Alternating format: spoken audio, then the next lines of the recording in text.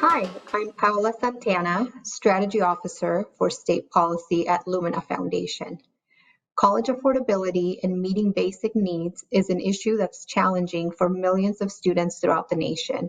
When we look at today's students, we know that 31% of them come from families that are earning at or below the federal poverty line. 36% of students reported not knowing where their next meal would come from, and nearly 10% of students reported lack of stable housing in the last year, pointing to the tremendous financial need among today's students. The design of financial aid policies is critically important in ensuring that aid is prioritized for the students that need it the most. In this spotlight session, you will hear from the State Council of Higher Education for Virginia, SCHEV, which discovered that a decade-old calculation of estimated family contribution, or EFC, resulted in disproportionate financial harm to low-income students, students of color, and the institutions that serve them across Virginia. By making a powerful change in their financial aid formula, SCHEV has been able to reverse this policy to better serve their low-income and learners of color. Welcome, Tom.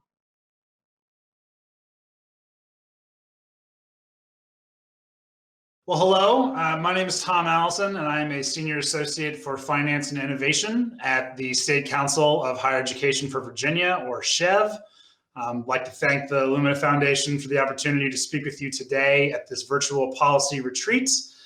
While, of course, holding this retreat virtually ensures the safety of attendees and participants, I would like to go on record that I look forward to being invited to next year to actually physically retreat somewhere, preferably somewhere warm or with a good live music scene, or heck, anywhere other than my house.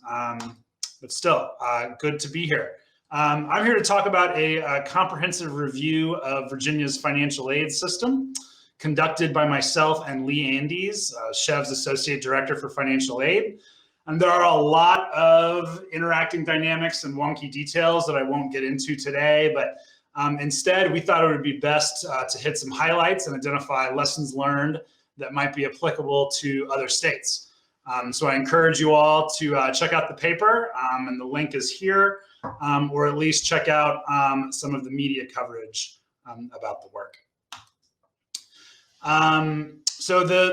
As I mentioned, I think some broad lessons learned might be helpful for this discussion. I think number one, the lesson that we learned, just the importance of stakeholder buy-in, and I'm going to go over the different aspects of that throughout my presentation. I think accepting steps and iterations, so it's okay or maybe even best to be iterative.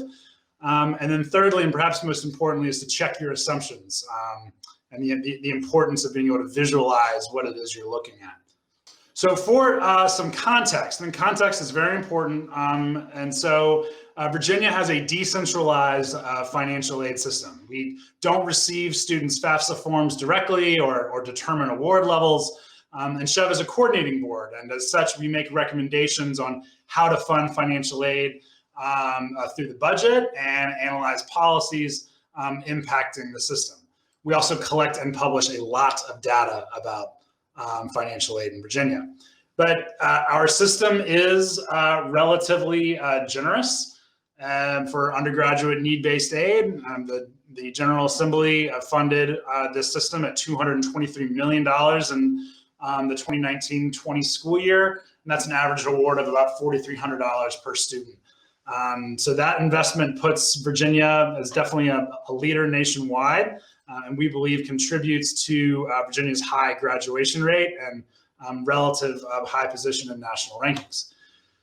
However, last summer, at the direction of the General Assembly, SCHEV staff, with a committee of representatives from various levels of state government, public institutions, reviewed Virginia's financial aid system, particularly looking at its effectiveness in helping low and middle income students access, afford, and succeed at Virginia's public institutions. And this is actually the act of the General Assembly instructing SCHEV to conduct this review. So oftentimes, you'll conduct a deep dive into a policy, you'll make your recommendations, and then it can just sort of sit on a shelf. Well, we were directly instructed by the legislature to conduct this review.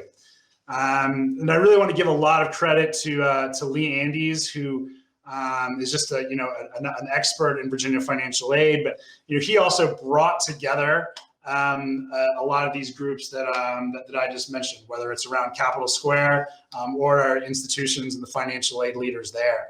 And so we convene these groups about a half dozen times, collecting initial feedback, presenting ongoing options and iterations at the midway point, and then previewing our final report. So we built a lot of trust along the way, and didn't blindside anybody with our recommendations. So that was really lesson number one about stakeholder engagement.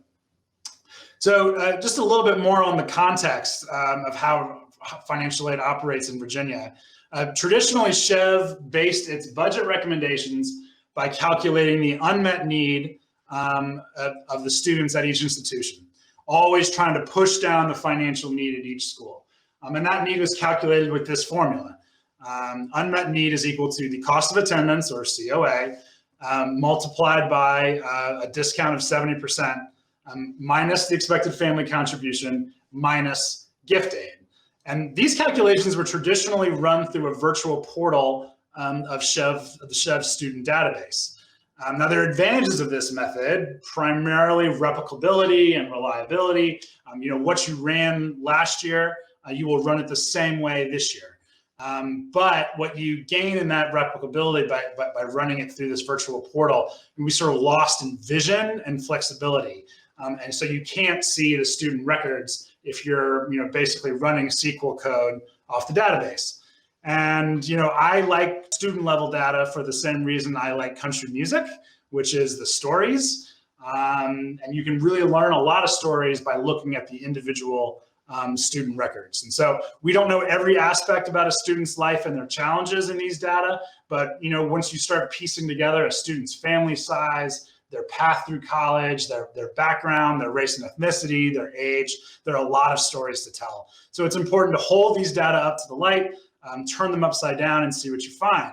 So this review process gave us an opportunity to do that and to look at some of the definitions and different aspects of this formula, and whether or not there were any inequities, prejudices, or unintended consequences baked into them.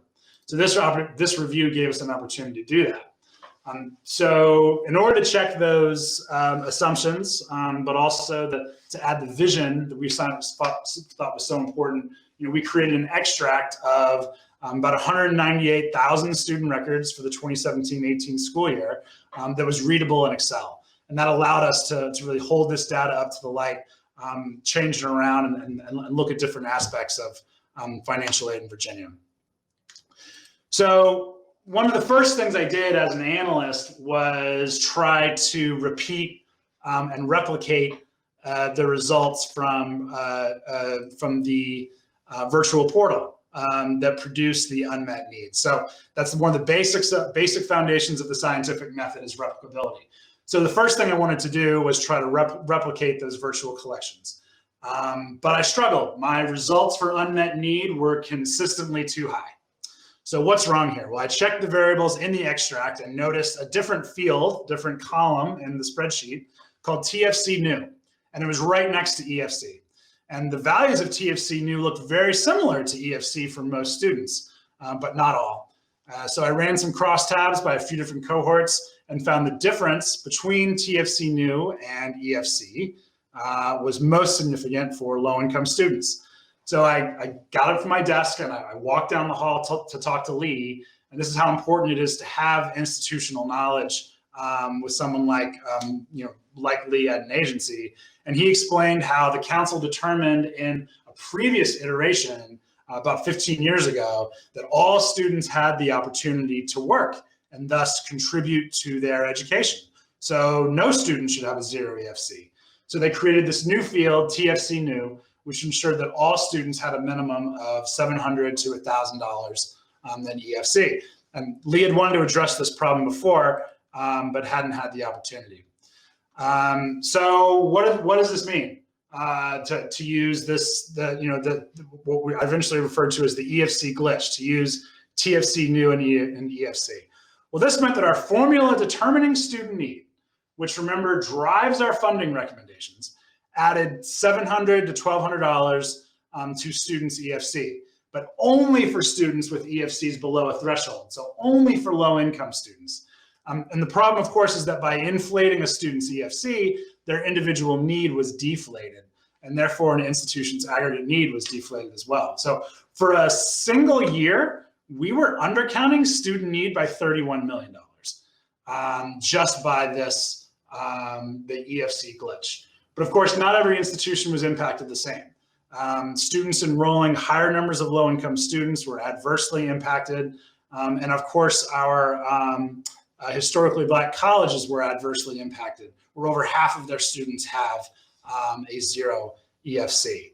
And of course, logically, we already counted students' ability to work. In the formula I showed earlier, we have this discount that we take off the top, and we also incorporated the federally calculated EFC. So there's some serious equity issues in this very small technical problem that we identified, and really wanted to find out more about it and fix it. So these two tables show the percent of students enrolled in Virginia institutions with a 0 EFC. And I've highlighted Norfolk State University and Virginia State University, 2 of our HBCUs, where over half of their students have a 0 EFC. And over on the right-hand column shows the impact of treating the EFC that way. And you look on the very, very bottom right, that $31 million shows how the difference between the students' unmet need by using their real EFC versus the TFC new, as we discovered it was called. So definitely a big issue. So there were a few other discoveries that we found in this review that I think are still very important. I mentioned the EFC glitch. Number 2 was that we were able to see that there was actually a higher unmet need on average for low-income students than for any other group. And that really kind of shows that our efforts aren't fully reaching their goals. And of course, our low-income students are more likely to attend institutions with lower tuition. So I'll come back to that in a moment. And then our third discovery from this review was that high-income students are actually receiving more financial aid than ever. And that gets back to this equity idea of of course we have limited resources, but are they going strategically to the students who are most vulnerable? And if we have middle and high income students with lower need than low income students, I guess the answer to that would be no. We could definitely do better. So here's the table showing that average unmet need over here on the far right. You can see our low income students on the top have a higher unmet need than the middle income students. And then the third discovery that again, we wouldn't have found if we hadn't had the unit level data to manipulate and play with, and also the time and the buy-in to fully analyze this stuff, was we looked at high income students and particularly over time. Because again, we don't determine what the award levels are going to be in Virginia financial aid. We've got some parameters, some guardrails, if you will. But at the end of the day, there's not a lot keeping an institution from giving state financial aid to quote unquote high income students, which is very easy to actually do if you because of the EFC calculation, the size of your family, the number of family members in college. So this chart just shows that over time, about 20 years ago, there were very, very few high income students that were receiving state aid. But because the prices have gone up over time, they're about more and more each year, more high income students are receiving state financial aid, to the point now where it's slightly over 10%. So this is something that was definitely, I'd say, not a blinking red alert for us, but perhaps a check engine light, if you will. So our final recommendations from our review was to fix the EFC glitch. Done. We implemented a new allocation formula where the formula began with the average of cost of attendance instead of the individual institution. So there's a lot of variation there. And that gets back to the idea that low-income students are more likely to attend our lower-cost institutions. Secondly, we ended up using average unmet need instead of the aggregated sum unmet need, and that is really to prioritize low-income students. And we also incorporated a bonus in our funding recommendations, sort of a schedule based on EFC, so that the more low-income or low EFC students an institution enrolled, the greater their allocation that we would recommend. And we also recommended continuing studying our award practices. So just a quick check-in on the timeline of what happened with all this work. You know, we wrapped it up in November of 2019. We submitted our budget recommendations with our new formula and recommending an additional $45 million over the biennium. In December, the governor actually adopted those recommendations in his introduced budget. Very exciting. We were very grateful for that. In February, the Senate actually took the governor's budget, doubled down, and increased that funding to $60 million over the biennium. So of course, the House and the Senate need to come to conference, but the conference budget that came out reflected the Senate's budget. So we're very excited there. In May, the governor signed the budget, but with all new funds allotted. And of course, in between March and May, we had a global pandemic that put all of our general fund resources into jeopardy, and basically froze all new spending, which in some ways the timing was fortunate for us. We didn't have to implement any cuts, at least none so far. But that could be the end of the story, except in June, the governor decided to distribute the GEAR funds, which was the governor's emergency education relief funds through the CARES Act, based on our financial aid distributions. So kind of a little bit of a happy ending, as much as we can have one, with all the work that we did to redesign our distribution formula actually ended up being used in the governor's discretionary funds under the CARES Act. So again, just the lessons learned. This was a great process. We worked together with stakeholders across the Commonwealth. Again, these are incremental steps often you have to take. And again, really just check your assumptions, check your definitions of your formulas. Make sure that you know what an aspect of a formula means is what you think it means, and just always be sure to go back and again, the importance of vision and actually being able to see your data so that you can tell those stories. So again, thank you very much. Just want to thank again Lee Andes from our team, and also Wendy Kong and Peter Blake from the Chev team for their leadership and allowing us to find some of these issues with our system and not be afraid of them and not try to hide behind them, but instead hold them up and show them as ways that we're improving financial aid in Virginia and trying to make a fairer system that helps our most vulnerable students succeed.